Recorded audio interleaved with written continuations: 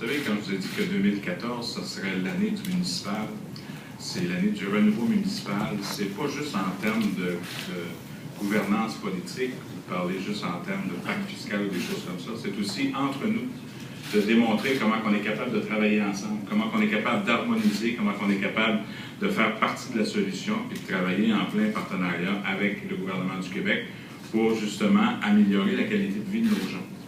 Et étant un adepte, comme vous savez, moi j'ai un iPhone, étant un adepte du numérique et du Twitter, c'est comme ça que j'ai appris la victoire du Canada 2-1 contre la Lettonie, j'en suis très fier. Ils ont gagné finalement. Ça a été dur, mais ils l'ont eu. Je pense qu'aujourd'hui, c'est une extraordinaire nouvelle, parce que comme Maxime et les autres ont dit, c'est une question de transparence. La transparence, ça veut dire que les données sont ouvertes, c'est accessible aux citoyens, ça aide le citoyen à comprendre davantage la façon dont les choses fonctionnent, comment, quel type de services municipaux. Mais contrairement à des licences où vous avez des propriétaires privés, on peut améliorer toujours ces données. Donc, non seulement on s'améliore nous-mêmes parce qu'on regarde l'impact du geste posé, mais en même temps, ça nous permet de nous améliorer. J'ai mis en place un département de performance organisationnelle et quand on parle en termes de données ouvertes, ça va avoir un lien de cause à effet direct sur l'avenir même et la qualité de nos propres services. Alors, une administration qui rend ces données accessibles préserve le lien de confiance et c'est vrai que c'est une question d'intégrité.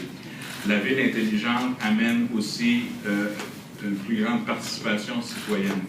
On peut parler de stationnement, on peut parler de nid de poule, on peut dire, par exemple, établissons une application par rapport à un rapport des travaux publics. On est capable d'identifier les problèmes dans tel ou tel secteur et un citoyen peut utiliser ces données par une application, envoyer un message au département, par exemple, des travaux publics.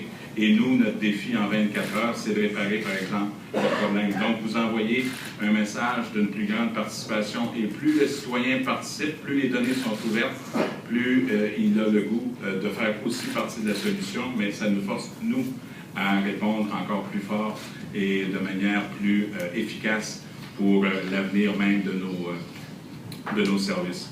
Alors évidemment, pour moi, la transparence, c'est essentiel. La performance, l'efficience d'une ville, la qualité des services aux citoyens, c'est essentiel.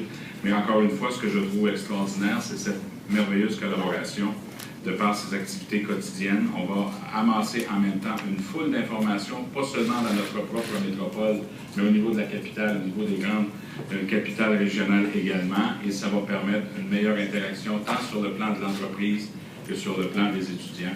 Si on est une ville intelligente, on a une ville de savoir, une ville d'innovation, ça va nous permettre de grandir davantage et de nous permettre d'être de plus en plus efficace, comme j'ai dit. Nous, on en a des exemples, par exemple, Patiner Montréal, c'est une carte interactive qui informe sur l'état des patinoires municipales. RestoNet, une application qui permet de visualiser les données officielles de salubrité des restaurants qui sont sous la responsabilité de la division de l'inspection des aliments de la Ville de Montréal. J'étais de ceux qui, depuis le début, a voulu défendre la ville intelligente. On est rendu là. Ce n'est pas question de dire est-ce qu'on doit le faire, c'est qu'on est même en retard sur la technologie. Si on veut prendre notre place comme État francophone, comme ville francophone, comme joueur sur la scène internationale, on se doit d'en faire une priorité. Nous, on a adopté en 2012 notre politique d'ouverture des données qui spécifie que la ville s'engage à diffuser et à mettre à disposition progressivement et en continu un maximum d'ensemble de données dans un portail dédié sur Internet. Notre direction des données ouvertes à la Ville a fait un travail colossal pour créer le portail et permet de partager déjà une première série de 78 jeux de données dans une douzaine de domaines. Comme on l'a dit tantôt, le potentiel économique pour le développement d'applications à partir des données ouvertes est énorme. Mais pour en profiter, il faudra offrir un nombre de jeux de données encore plus important. Juste pour vous donner un peu une comparaison, à New York, on a libéré plus de 1100 ensembles de données. Alors, on est en retard. Depuis 2011, Montréal est active sur la scène des données ouvertes. Nous avons développé la table de concertation des données ouvertes et nous soutenons diverses activités sur le sujet, dont 2 hackathons. Le défi GeoHack, c'est ça la collaboration.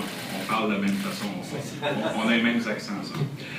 C'est ça la nouvelle axe Montréal-Québec. Le défi, non, ça c'est au Saguenay, là. Le défi GeoHack et EcoHack Montréal qui se sont tenues en octobre 2013.